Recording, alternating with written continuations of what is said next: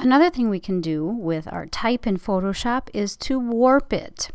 I caution with the use of warp in Photoshop. I just want to show you what it can do. There are certain applications that it is good for, but there are certain times when I just say don't even go there, don't even use it. So let's look at the type warp. I have created some text here, and let's go ahead and navigate to my type tool.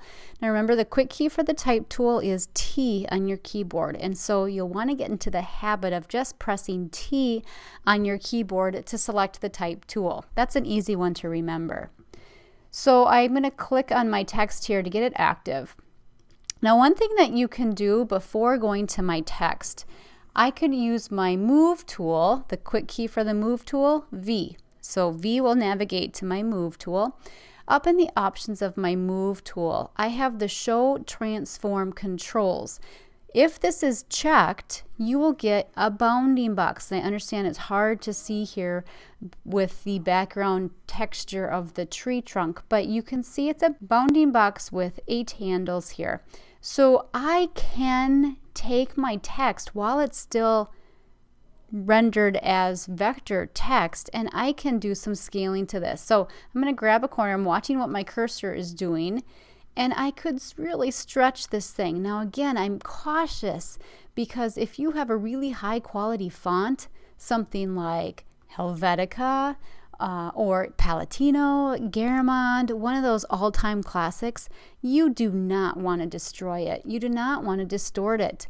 It's like one of those huge sins in graphic design. So you want to keep the integrity of the font. But if you use something like Arial, which is the knockoff of Helvetica, I'm okay with you doing this.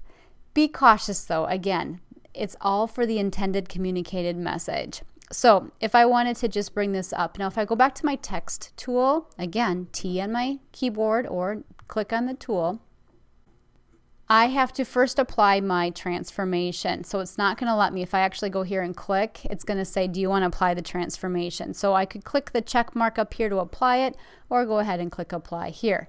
So now in my text tool, you can see that my font size is actually 341.86, and that's because I did some wacky scaling. I'm going to go ahead and change the color of this. So I'm going to use my little color picker, and I'm going to use a color found in my flower here. Something that's pretty much, in the deeper side. I want to have it darker, but it's going to be a good color scheme here. So we're going to go something like that. Let's go ahead and click OK. So now I have my color. While I'm here, up in the top navigation, I also have my warp. So this is available when you have your text tool active, and it's up in the options bar. It's the type warp. So we have some warps available, some that we can choose from, and you may think this is familiar if you've dealt in Illustrator, because Illustrator has these exact warps available for their objects and elements. So under the warp text, I can choose any one of these warps. There are 15 styles available. I can do anything from bending it to a horizontal distortion or vertical distortion. I'm going to just do an arch, and you can see. So you have to be cautious in all of these. You can, influence the amount of bend. So small amounts in these are okay. Big amounts get a little crazy. So, it really is destroying your text. And so if you really want your text to be like this, which virtually is not readable, then you would do it. But of course, we always want to make our stuff readable. We want to make it look professional. In my thoughts, this is not the most professional way to do it. Little bit though, like I say with salt, a little bit goes a long way. So I could go ahead and click OK on that. You can see that my text now has a warp in the icon here that indicates there has been a warp applied. I can go back up to the warp and I can take it away. Right? So it's not destructive.